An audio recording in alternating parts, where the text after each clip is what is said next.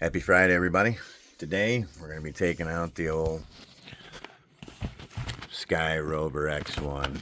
Been going heavy on the old Skyrover X1, but tomorrow, I'm going to be getting out the DJI Mini 5 Pro. Haven't even flown it yet, but I'm excited. I'm ready.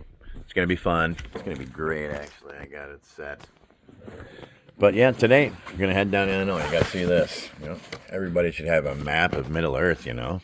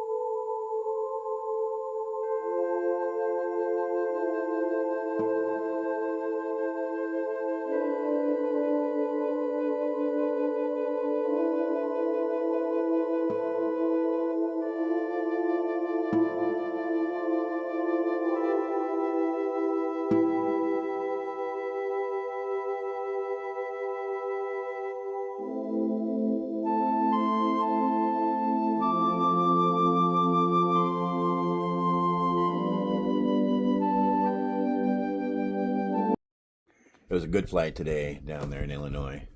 If you like what you see, I ask you to consider liking and subscribing. I'm going to try to come out with videos anytime I can get a video out.